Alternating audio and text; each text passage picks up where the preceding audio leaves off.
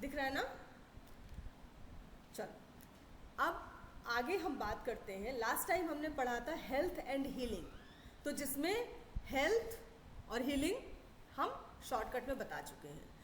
अब बात करते हैं हमारी ह्यूमन बॉडी में एक सिंगल फिजिकल बॉडी नहीं है, वहाँ पर एक माइंड भी है, एक इमोशंस भी है और फिजिकल भी है। जब सारे बैलेंस हैं तो वो हार्मोनियस वे में है, जिसमें आज हम हियरार्की पढ़ेंगे। आप फिजिकल बॉडी की हियरार्की कुछ बच्चे समझते हैं, लेकिन मेंटल और इमोशनल की हियरार्की को हम लोग नहीं समझ पाते हैं। जब हम लोग केस टेकिंग लेते हैं और केस टेकिंग के बाद में एक सिमिनिमम रेमेडी का चुनाव होता है, फिर उसके बाद आता है सेकेंड प्रिस्क्रिप्शन।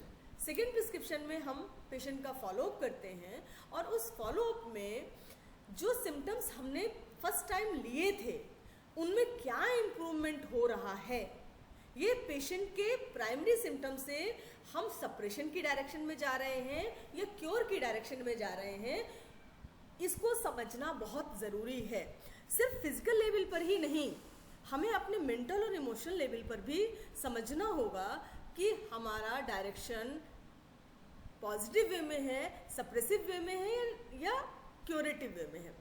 तो जो मेंटल्स की हियरार्की है, अपसेंट माइंडेड एक हेल्दी ह्यूमन बीइंग है और उसका माइंड नॉर्मल तरीके से वर्क कर रहा है। सबसे पहला सिम्टम उसका आएगा अपसेंट माइंडेड। हम नीचे से ऊपर की तरफ चलेंगे तो अपसेंट माइंडेड का मतलब कहीं खो जाना। बच्चे भी देखो क्लास में टीचर पढ़ा रही है और बच्चे खो जाते हैं कहीं। ब्लैक बोर्ड में उनकी आंखें रहती हैं, टीचर को तो वो देखते हैं लेकिन वो किसी दुनिया में चले जाते हैं। तो इसको हम बोलते हैं अपसेंट माइंडेड।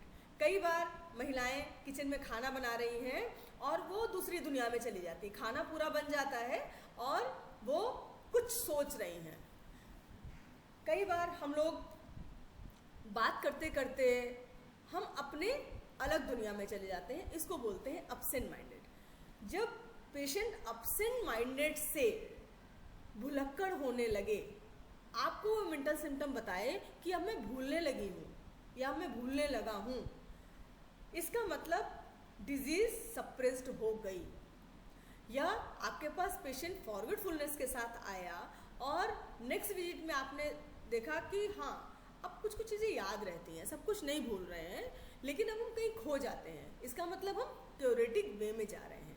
अगर हम फॉरगेटफुलनेस को सप्रेस करते हैं, कोई ऐसी मेडिसिन हमने दी, कोई ऐसी रेमेडी दी जो फॉरगेटफुलनेस के बाद लैक ऑफ कंसंट्रेशन, भूलने के साथ साथ आपका विद्यार्थियों में हम देखते हैं लैक ऑफ कंसंट्रेशन, काम में मन नहीं लगता या हम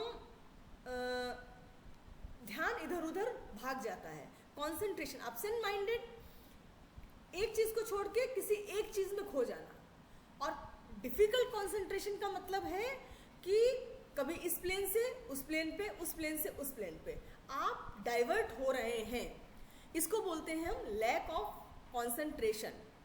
और बीमारी और भी ज़्यादा डीप गई, मेंटल प्लेन पर हम और डीपनेस में गए तो क्या हुआ, सोचना ही बंद हो गया। अब हम सोच ही नहीं पा रहे हैं, दिमाग शून्य में जा रहा है, जिसको बोलते हैं डलनेस ऑन मेंटल प्लेन। अब दिमाग काम ही नहीं कर रहा है।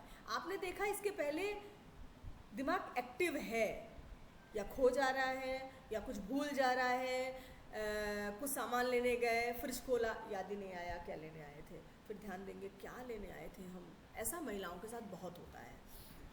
फिर धीरे धीरे हम लैक ऑफ कंसंट्रेशन में पहुँचे। अब यहाँ पर उस माइंड ने काम करना स्लो कर दिया है, कम कर दिया है, जिसकी वजह से माइंड आपका डलनेस में चला गया। अब सोचने और समझने की शक्ति उसकी कम हो गई है। तो हम कहाँ जा रहे हैं, क्यूरेटिव वे में जा रहे हैं या सप्रेसिव वे में जा रहे हैं? क्या समझ में आ रहा है आपको? हम क्यूरेटिव वे में जा रहे हैं या सप्रेसिव वे में जा रहे हैं? सप्रेसिव वे में जा रहे हैं। सप्रेसिव वे में दिमाग ने काम करना और कम कर दिया। ये आपको जो फॉलोअप लेंगे आप, उसमें आपको क्लियर कट पिक्चर मिलेगी। अगर आप इसको नहीं समझ पाए तो हम सिर्फ फिजिकल में ही पड़े रह जाते हैं कि प्रॉब्लम लीवर से ब्रेन में जा रही है, ब्रेन से लीवर में जा रही है, लेकिन हम मेंटल और इमोशनल प्लेन पे नहीं समझ पाते हैं कि हम राइट वे में जा रहे हैं या रॉन्ग वे में जा रहे हैं। तो यहाँ पर ये छोटे छोटे पॉइंट्स हैं जिसको समझना बहुत ज़रूरी है। डलनेस के बाद लिथार्जी। अभी डलनेस में दिमाग स्लो वर्किंग में था, लेकिन लिथार्जी और भी ज़्यादा डीप सिचुएशन। लिथार्जी आपके मेंटल प्लेन पर भी होगी और फिजिकल प्लेन पर भी होगी। डलनेस आपकी मेंटल प्लेन पर भी हो सकती है, फिजिकल प्लेन पर भी हो सकती है। और बॉडी एक्चुअली लिथार्जी है या डल है, ये है मेंटल प्लेन की प्रॉब्लम, वो दिखती हमें फिजिकल प्लेन पर है। उसके बाद आते हैं पैरानॉइड आइडियाज़। पैरानॉइड आइडियाज़ आपके जो आइडियाज़ हैं, जैसे हमने एक आइडिया सोचा कि गुरुकुल एकेडमी हमको चलाना है, हमको बच्चों को सिखाना है। ये हमारा एक कंस्ट्रक्टिव आइडिया है, एक हमारा ठीक डायरेक्शन में आइडिया है। और उसमें हमें किन किन चीज़ों की ज़रूरत पड़ेगी इस एकेडमी को चलाने के लिए। सबसे पहले एक अच्छा होम्योपैथ होना चाहिए। आप कितने अच्छे हैं बात की बात है, लेकिन आप सही दिशा में काम कर रहे हैं, आप हेनिमेनियन लॉ को फॉलो कर रहे हैं, आप मिक्सोपैथी नहीं कर रहे हैं, या आप पेटेंट्स का बहुत इस्तेमाल नहीं कर रहे हैं। अगर आप मिक्सोपैथी करेंगे या पेटेंट्स का इस्तेमाल करेंगे तो क्या एक गुरुकुल एकेडमी चला पाएंगे? क्या चल पाएगी गुरुकुल एकेडमी? नहीं मैम, नहीं चल पाएगी। क्यों नहीं चल पाएगी? क्योंकि हम किसी को गलत सिद्धांतों को थोड़ी ना पढ़ा सकते हैं। हम सभी के हम कुछ भी पढ़ाएंगे ना, सही सिद्धांतों को ही पढ़ाएंगे ना। हम रामायण और गीता को पढ़ा सकते हैं, हम क्राइम को थोड़ी ना पढ़ा सकते हैं, और क्राइम को पढ़ाने के लिए हमको चोरी छुपे पढ़ाना पड़ेगा। तो एक कंस्ट्रक्टिव आइडियाज़ हमारे दिमाग में आए।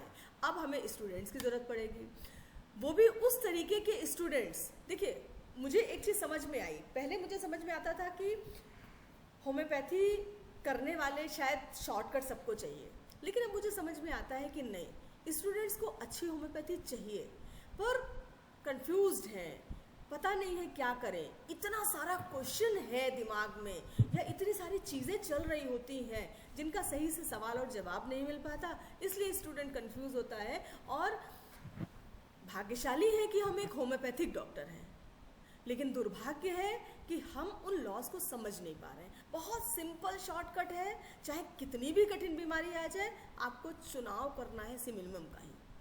वो सही है कि गलत, वो आपको बाद में समझ में आएगा फॉलोअर्स में। तो ये जो हम एकेडमी चलाने के लिए हमको क्या चाहिए होगा? एक कंस्ट्रक्टिव। तो ये आइडियाज़ हमारे पॉजिटिव है या नेगेटिव है?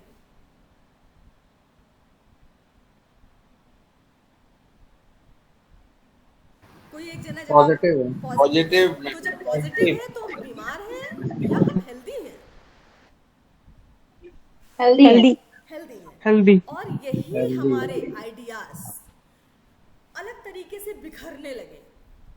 हम किसी का मर्डर करने लगे, या हमारे पास सेक्सुअल आइडियाज गलत तरीके से आने लगे, या हमारे पास में अपने ही घर में हम जेलसी हमारे अंदर में आने लगे। उस जेलसी का मतलब क्या होता है? मैं तरक्की कर रही हूँ तो मुझे अच्छा लग रहा है, सामने वाला तरक्की कर रहा है तो हमको अच्छा तो लगता है, लेकिन साथ में ये लगता है कि नहीं, मैं उससे ज़्यादा तरक्की करूँ। एक कॉम्पिटिटिव भाव आता है हमारे अंदर में। लेकिन जेलसी कब कहेंगे हम? जब हम उसकी तरक्की से उसका नुकसान के बारे में सोचने लगे, तब हम जेलसी कहेंगे। क्योंकि आपको सामने वाले की तरक्की से दुख नहीं हुआ, लेकिन खराब लगा, यार मेरी तरक्की नहीं हो पाई। लेकिन हमने उसमें कुछ भी ऐसा नहीं सोचा कि उसका बुरा हो जाए या हम उसका कुछ ऐसा नुकसान कर दें, तो हम इसको जेलसी नहीं बोलेंगे। जेलसी हम तब बोलेंगे जब हम उसका नुकसान भी करने लगे, तो वो चीज़ हुई जेलसी। तो वहाँ पर हमारे आइडियाज़ क्या हुए? नेगेटिव। मॉर्बिड। पैरानॉइड मतलब एब्यूज्ड हो गए हमने। एब्यूज्ड हो गए, मतलब खराब हो गए। हम तरक्की नहीं कर पा रहे हैं तो सामने वाले की टांग खींच ली और तरक्की नहीं करने देंगे, तो वहां पर एक आइडियाज गड़बड़ हो गए। या रिवेंजफुल, हम किसी को मर्डर तक पहुंच जा रहे हैं, वहां पर हमारे आइडियाज चेंज हो गए, डिस्ट्रक्टिव नेचर में चले गए, तो हम वहां पर बोलेंगे पैरानॉइड आइडियाज। वो पैरानॉइड आइडियाज सेक्सुअल लेवल पर भी हो सकते हैं, इमोशनल लेवल पर भी हो सकते हैं। उसके बाद हम बात करते हैं डिस्ट्रक्टिव डिलीरियम, जो सुसाइडल थॉट्स क्या है, डिस्ट्रक्टिव है ना, हमको ऐसे विचार आने लगे कि मैं मर जाऊंगा, किसी को मार दें या हम मर जाएं, तो इस तरीके के आइडियाज जो होंगे वो हमारे डिस्ट्रक्टिव हैं। और मेंटल कंफ्यूजन, सिजोफ्रेनिया, एक सुसाइडल थॉट से भी बड़ा है सिजोफ्रेनिया। वहां पर अब खुद के शरीर का भी होश नहीं है, अपने परिवार वालों का भी होश नहीं है और अपने घर का भी होश नहीं है, कुछ भी कर सकते हैं हम, इस तरीके का मेंटल लेवल। किसी को कंफ्यूजन इसमें? No ma'am. बात समझ में आई? और सिर्फ इतने ही पॉइंट्स नहीं होंगे, पॉइंट्स बहुत सारे हैं, वो आप पढ़िए, समझिए, उनका चिंतन करिए, बहुत सारी चीज़ें और आएंगी इसमें। अब हम नेक्स्ट बढ़ते हैं, इमोशनल। फिर यहीं पर हियरार्की है, हम ऊपर में मोस्ट इम्पॉर्टेंट और नीचे में लेस इम्पॉर्टेंट। तो स्टार्ट करते हैं डिससेटिस्फैक्शन। हमने कोई काम किया, उसमें मुझे कभी भी सेटिस्फैक्शन नहीं मिलता। कौन सी मेडिसिन है जो डिससेटिस्फैक्शन की बहुत प्रोमिनेंट मेडिसिन है? कुछ मेडिसिन के नाम बताइए जो मेडिसिन बहुत। Nitric acid, nitric acid dissatisfaction ma'am, और आर्सेनिक, ट्यूबरकुलाइनम, आर्सेनिक, ट्यूबरकुलाइनम, और नक्स वोमिका। नक्स वोमिका नहीं, बहुत पॉजिटिव होगा। गिरिया है मैम, कार्सिनोसिन नहीं, कार्सिनोसिन डिससेटिस्फाइड नहीं होगा। मैम स्टेप्स गिरिया ma'am, silent calcarea phos, psorinum, ये सब निगेटिव विचारधारा की मेडिसिन हैं, ये कभी सेटिस्फाइड नहीं होंगी।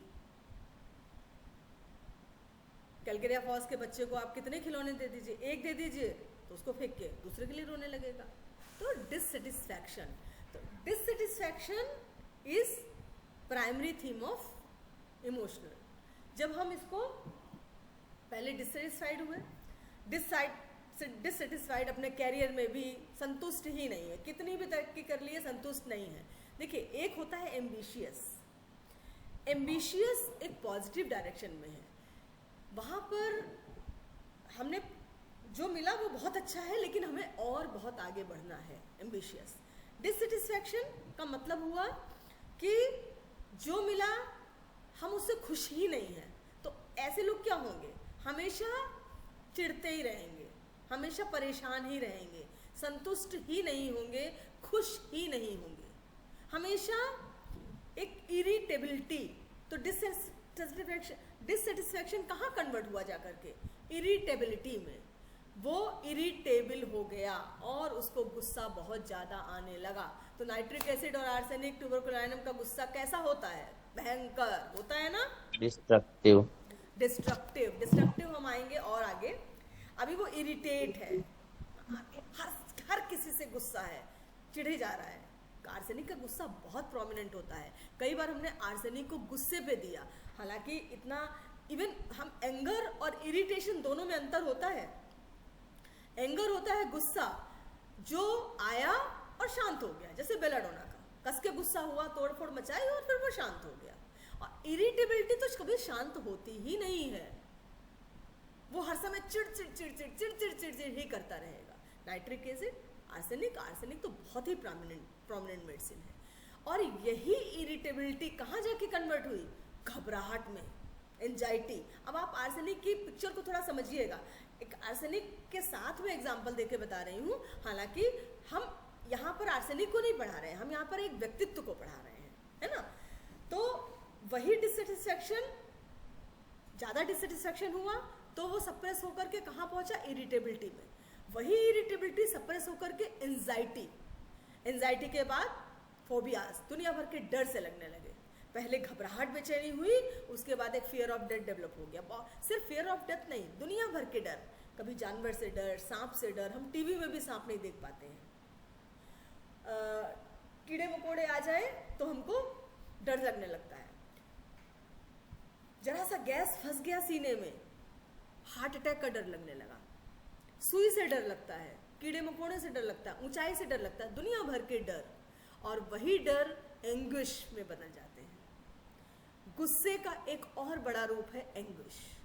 फिर हम थक हार के एक सैडनेस में आ जाते हैं।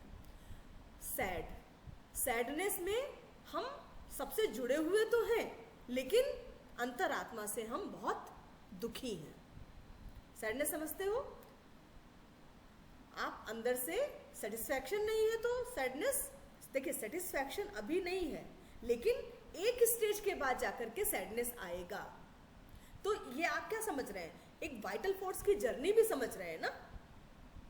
वाइटल फोर्स कहाँ से आया? जब हमने सोचा कि एक पेरेंट ने सोचा, एक माँ और पिता ने मिलकर सोचा कि हमको एक बच्चा चाहिए। रिलेशंस हुए और वहाँ पर स्पर्म और ओवा का कॉम्बिनेशन हुआ, तो वहीं से स्टार्ट हो गई हमारी वाइटल फोर्स की जर्नी। और उस वाइटल फोर्स की जर्नी में बहुत खुशी खुशी कोई चीज़ हुई तो वो हम पॉजिटिव वे में चले गए। और कई बार हमको बच्चा नहीं चाहिए और प्रेगनेंसी अनवांटेड आ गई, लेकिन हम उसको हटाना भी नहीं चाह रहे हैं और बहुत दुखी मन से उसको पाल रहे हैं। तो वहीं पर एक निगेटिव वाइटल फोर्स की जर्नी शुरू हो गई। और जब वाइटल फोर्स की जर्नी शुरू हो गई तो एक हर व्यक्ति का एक अस्तित्व होता है, एक ईगो होता है। और उस ईगो के साथ दोनों ही स्पर्म ओवा ने कंबाइंड होकर अपनी जर्नी स्टार्ट की और दोनों का अपना अपना व्यक्तित्व डेवलप हुआ। तो इस दुनिया में जितने भी लोग हैं, सबका अपना व्यक्तित्व है और उस व्यक्तित्व के साथ अपनी जर्नी वो कर रहे हैं। और वाइटल फोर्स की जर्नी भी ऐसे ही शुरू हुई। तो अभी हम आपको बता रहे हैं वाइटल फोर्स की जर्नी, डिससेटिस्फैक्शन, फिर इरिटेबिलिटी, फिर एंजाइटी, फोबियाज, ढेर सारे डर, एंग्विश, फिर सैडनेस, बहुत दुखी हो गए। ये लंबे समय तक चलता रहा तो हम दुखी हो गए। और उस दुखी के बाद एपैथी, एपैथी का मतलब हुआ हम हर किसी से डिस्कनेक्टेड हो गए। हमको अब कुछ भी अच्छा नहीं लगता, किसी के बीच में अच्छा नहीं लगता, किसी से कोई प्यार नहीं बचा है। और फिर अंत में एपैथी कहाँ डेवलप हो जाती है? सीपिया में। सीपिया जैसी मेडिसिन हैं, लेकेसिस में भी एक वक्त में एपैथी डेवलप हो जाती है। उसके बाद जाकर के suicidal disposition, suicidal thoughts, then after suicidal disposition. ये हमारी इमोशनल जर्नी है वाइटल फोर्स की। ऑरम मेटालिकम जब हम, और यहाँ पर ज़रूरत पड़ती है होम्योपैथिक मेडिसिन की। ऑरम मेटालिकम दिया, सिर्फ सारे सुसाइडल केसेस में हम ऑरम मेटालिकम नहीं देंगे, लेकिन एक एग्जांपल में दे रही हूँ। ऑरम मेटालिकम दिया तो धीरे धीरे धीरे धीरे उसके सुसाइडल थॉट्स जो आते हैं, डिस्पोजिशन है, वो चेंज होकर के एपैथी में आएगा। उस सिचुएशन पे में भी सीपिया दवाई आ सकती है, में भी लेकेसिस आ सकती है। फॉलो अप ऑफ मेडिसिन के हिसाब से और टोटलिटी ऑफ सिम्टम के हिसाब से हमने मेडिसिन दी तो फिर हम बैक जर्नी में वापस आते आ जाएंगे। Next, physical. फिजिकल में सभी समझते हैं, जो जितना ज़्यादा प्रोटेक्टेड है वो उतना ही ज़्यादा इम्पॉर्टेंट है। स्किन सबसे कम प्रोटेक्टेड है तो सबसे कम इम्पॉर्टेंट है, और ब्रेन सबसे ज़्यादा प्रोटेक्टेड है तो सबसे ज़्यादा इम्पॉर्टेंट है। हमारी बीमारी सोरा से शुरू होती है फिजिकल लेवल पर। म्यूट कर लो अपने आप को। हमारी बीमारी शुरू होती है फिजिकल लेवल से। वैसे तो शुरू होती है आपके थॉट से। कुछ काम है बताओ।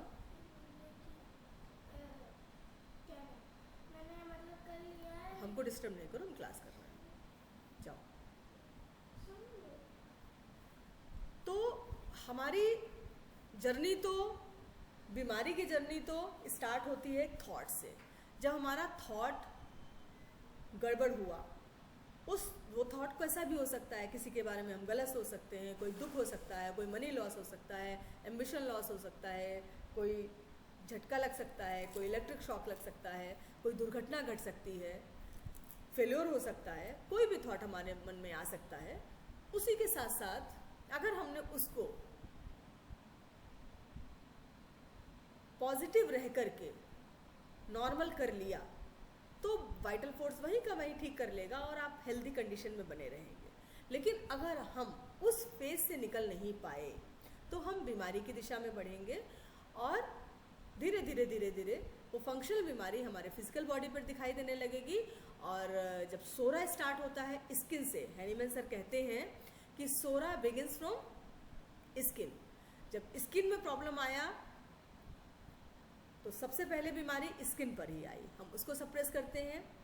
आप इसमें मैं थोड़ा और समराइज में मैं आपको बता देती हूँ कि जब हम स्किन को सप्रेस करते हैं, कोई इरप्शंस आया, कोई खुजली आया या कोई डिस्चार्जेस हैं, हम उसको किसी ऑइंटमेंट या स्प्रे या दवाइयों के द्वारा उसको सप्रेस कर रहे होते हैं, तो वो स्किन के अंदर जा कर के आपके इंटरनल पार्ट ऑफ बॉडी में आती है।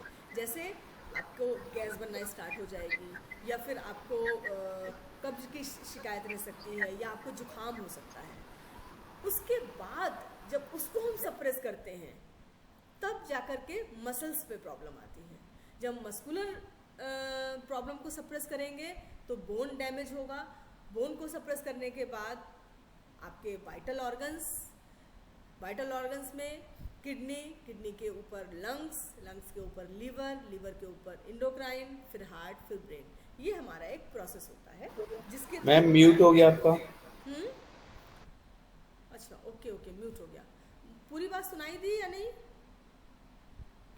थोड़ी सी मिस हुई है मैम। अच्छा, तो फिर से हम रिपीट कर देते हैं इसको कि स्टार्टिंग स्किन से हुई। स्किन इरप्शन सबसे पहला फेज हुआ, उसको हम सप्रेस करते हैं तो प्रॉब्लम आती है आपके इंटरनल ऑर्गन्स पे। इंटरनल ऑर्गन्स में अभी उनके खोखले हिस्से में मतलब जहाँ गैस भरी हुई होती है, जहाँ हवा भरी हुई होती है।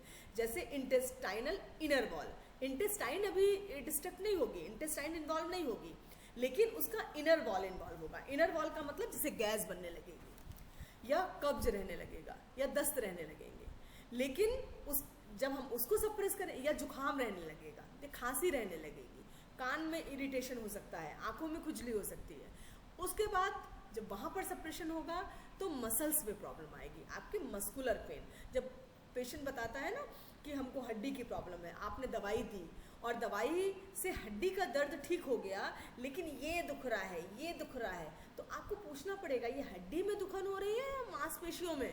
पेशेंट बोला कि मांसपेशियों में, मतलब हम हड्डी के प्रॉब्लम को ठीक करके मसल्स में आए। और जब हम सप्रेस करेंगे तो मसल से बोन की तरफ जाएंगे, हड्डियों में जाएंगे। फिर उसके बाद बोन्स के बाद आपके वाइटल ऑर्गन्स आते हैं। वाइटल ऑर्गन्स में हार्ट, किडनी, लंग्स, इंटेस्टाइन, ये सारे ऑर्गन्स हैं। तो उनका प्रोफार्मा ये दिया हुआ है। आप नीचे से ऊपर की तरफ less important to more important की तरफ जाएंगे। यहाँ पर लीवर और लंग्स में एक सवाल उठता है कि लंग्स ज़्यादा इम्पॉर्टेंट है कि लीवर? सवाल ये है कि लीवर ज़्यादा इम्पॉर्टेंट है बजाय लंग्स के, क्योंकि अगर लीवर आपका डैमेज हो गया तो क्या आप सर्वाइव कर पाएंगे? लेकिन अगर एक लंग डैमेज हो गया और एक लंग काम कर रहा है तो भी आप सर्वाइव कर सकते हैं। ट्यूबरकुलोसिस के केस में आप लंग डैमेज के बाद भी काम चलता है, सर्वाइव कर पाते हैं, सडन डेथ नहीं होती आपकी। लेकिन अगर लीवर फेलियर हो गया तो आप डेथ कर जाते हैं। लीवर के बाद आता है इंडोक्राइन। इंडोक्राइन हमारी pineal gland, pituitary gland, brain के अंदर में बहुत ही सेफ तरीके से है, और endocrinal system, then after heart and brain. यहाँ पर हम थोड़ा सा और डिटेल में आपको बताएंगे कि इंटेस्टाइन में अगर गैस बन रही है या कब्ज हो रहा है या दस्त लग रहे हैं या उल्टियाँ हो रही हैं, तब तो ये इंटेस्टाइन की इनर वॉल, इनर प्रॉब्लम है, आपका सेकेंड लेयर की प्रॉब्लम है। इसको हम आगे भी बताएंगे आपको और डिटेल में जब हम लेयरिंग पढ़ाएंगे आपको कि हमने अपने शरीर को लेयर में कैसे बांटा और बीमारियां लेयर वाइज क्या होती हैं। ये आपके आज का लेक्चर मेरा आपका डिटैचमेंट पर भी है, अभी डिटैचमेंट एक टॉपिक और आएगा, इसके अलावा ये हियरार्की है, इस पर है, और कल मेरा लेक्चर होगा वाइटल फोर्स पे। उसके बाद मंडे से ऑनवर्ड पूरा प्रैक्टिकल पार्ट हम आपको बताएंगे, सारे लॉज, केस टेकिंग और क्या चुनाव करना है, एलिमिनेशन ऑफ सिम्टम्स, क्या होता है सेकंड प्रिस्क्रिप्शन, क्या होती है सेकंड रेमेडी, तो ये सारी चीज़ें बताएंगे और किस तरीके के प्रिस्क्रिप्शंस में क्या हमको देना है। टाइम कितना हो रहा है? 40 हो रहा है। 40। हाँ, तो सिर्फ 5 मिनट ही बचा हुआ है। तो यहाँ पर हम आज सिर्फ हमने हियरार्की ही बता पाया, डिटैचमेंट अभी रह गया है तो वो हम कल आपको बताएंगे। यहाँ पर एक चीज़ और समझने वाली है कि अगर टाइफाइड हो गया है, ठीक है, टाइफाइड तो एक सिंपल फीवर है, लेकिन टाइफाइड में इंटेस्टाइनल डिस्ट्रक्शन हो गया तो आप क्या मानेंगे उसको? जितेंद्र, मैम फिर से क्वेश्चन पूछिएगा।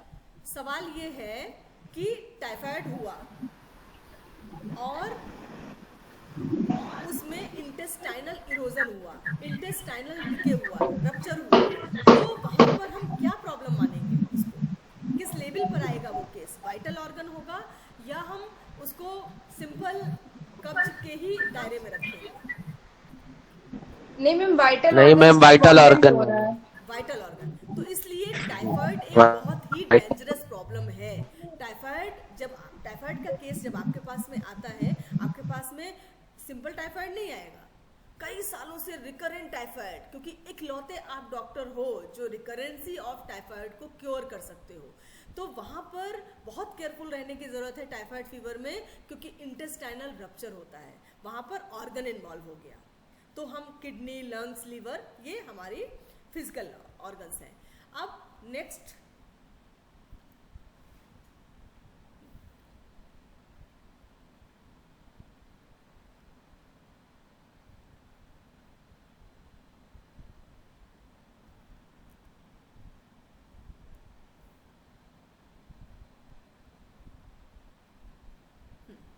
Energy complex of human being.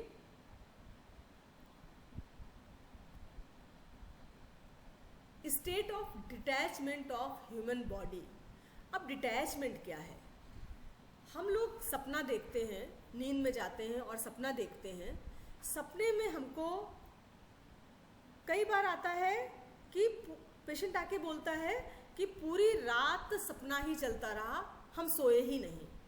वहाँ पर आपको समझना होगा कि सपने में चलता रहा तो वो कहेगा क्या चलता रहा? जो दिन भर रहा वो चलता रहा, या कुछ भी चलता रहा, लेकिन वो नींद में था लेकिन पूरी रात सपना देखता रहा। फिर सपने की ही दूसरी स्टेज आती है कि चौंक के उठ गए, हम कहीं से गिरे या कहीं फंस गए और हम चौंक के उठ गए, नाइटमेयर्स। और सपने की तीसरी स्टेज है सोमनाम्बुलिज्म, जिसमें हम नींद में चलने लगे, है ना। ये सपने की स्टेजेस हैं।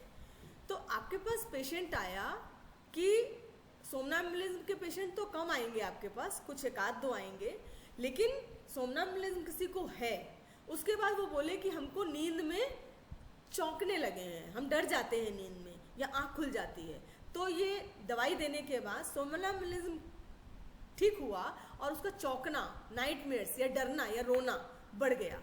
तो क्या हम पॉजिटिव वे में गए या नेगेटिव वे में गए? पूजा,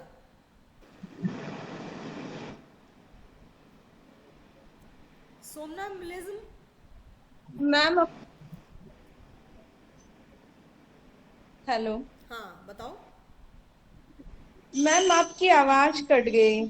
अच्छा, मेरी आवाज ठीक से आ रही है? हाँ मैम बोलिए आप। हाँ, सपने की 3 स्टेजेस मैंने बताई, है ना जी। सपना भी एक तरीके का डिटैचमेंट है, ह्यूमन डिटैचमेंट है ना। आपका डिटैचमेंट क्या है? आपका फिजिकल बॉडी से मेंटल और इमोशनल प्लेन का कनेक्शन हट जाए तो हम उसको क्या बोलते हैं, डिटैचमेंट। तो जब हम नींद में होते हैं और सपना हमें आ रहा है, पेशेंट बोलता है कि सपना आ रहा है, और उस सपने में हम पूरी रात सपना ही चलता रहता है, ठीक से सो ही नहीं पाते, नींद ही पूरी नहीं हो पाती क्योंकि पूरी रात सपना चलता है। उसके बाद पेशेंट ने बोला, आपने मेडिसिन दी, और पेशेंट ने अगली बार आके बोला कि नींद तो ठीक आने लगी है लेकिन हम नींद में बार बार चौंक जा रहे हैं, या सपना आता है कि हम ऊपर से नीचे गिर गए और चौंक के मेरी नींद खुल जाती है, या उसने बोला कि भूत आते हैं और डर लगता है, हम रोने लगते हैं सपने में, मेरी आंख खुल जाती है। तो हम राइट वे में गए या रॉन्ग वे में गए? रॉन्ग में मैम। रॉन्ग वे में। रॉन्ग वे में गए। तो ये जो ड्रीम्स हैं ये आपको बताते हैं कि आपकी मेडिसिन राइट है या रॉन्ग? मैम बताते हैं। बताते हैं wrong है। इसलिए जो हमने आज पढ़ा उसको बताते हैं। समझना बहुत ही ज़्यादा इम्पोर्टेंट है। ये इसलिए हम शॉर्टकट में नहीं पढ़ाना चाह रहे हैं। आज का लेक्चर 9:45 हो गया है, तो मुझे लगता है कि आज का लेक्चर यहीं पर छोड़ें और हम कल डिटैचमेंट को फिर से पढ़ाएं, क्योंकि अभी मैम। जी मैम। हाँ मैम। है ना। तो डॉक्टर यस मैम। जी डॉक्टर मैम। गोस्वामी से रिक्वेस्ट है, अपील है कि वो आए और आज के इस लेक्चर का समापन करें। तब तक हम शॉर्टकट में आपको बताएं कि आज हम लोगों ने क्या क्या पढ़ा। जी मैम। कौन बताएगा? मनीषा ज्वाइन है क्या?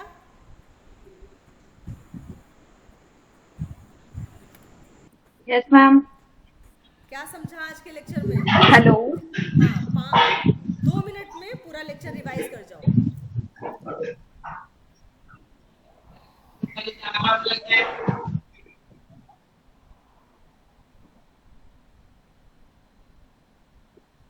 मनीषा आवाज आ रही है?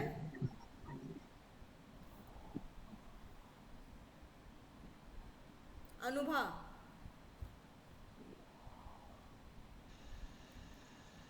जी मैम। हाँ मनीषा, तुम्हारी आवाज आ रही है?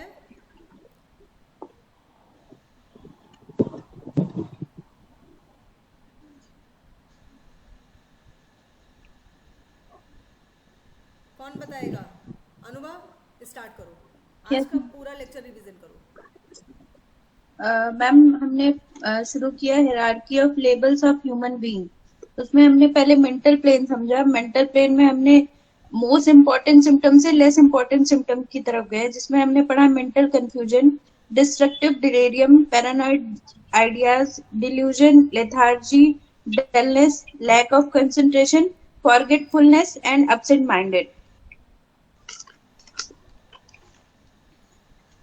मैम फिर हमने पढ़ा इमोशनल प्लेन, जिसमें हमने पढ़ा suicidal disposition, apathy, sadness, anguish, phobias, anxiety, irritability, dissatisfaction, जिसमें हमने कुछ मेडिसिन भी पढ़ी, nitric acid, arsenic album and carcinosin.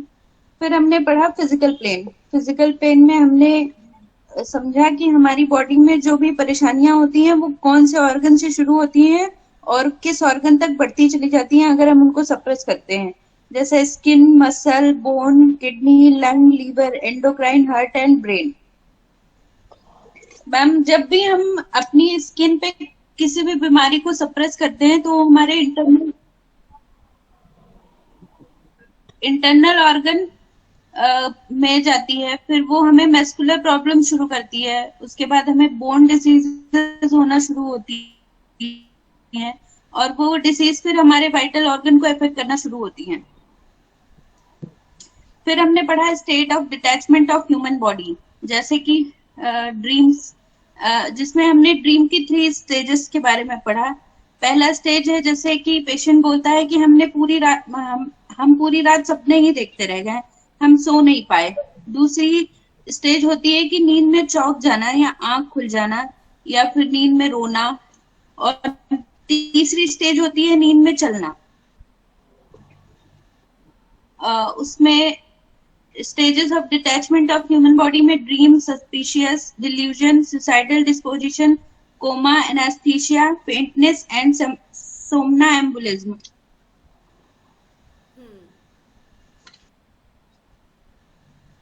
ठीक है, कंप्लीट।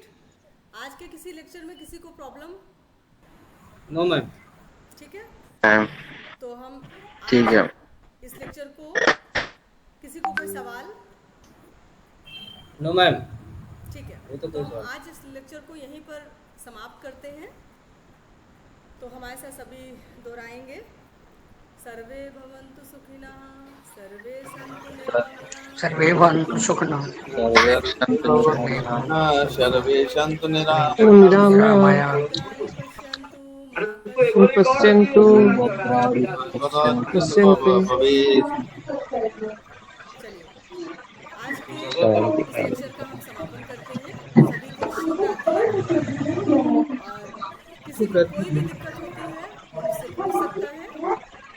और कल हम लोग जी मैम। अटैचमेंट के बारे में बात करेंगे कि बॉडी कैसे डिटैच होती है और कैसे हम लोग एक प्लेन से दूसरे प्लेन पर जाते हैं और बीमारी कैसे अपना स्टेज बदलता है। ठीक है, सभी को बहुत बहुत धन्यवाद। Thank you ma'am good night. नमस्ते। Good night ma'am. Thank you ma'am good night ma'am.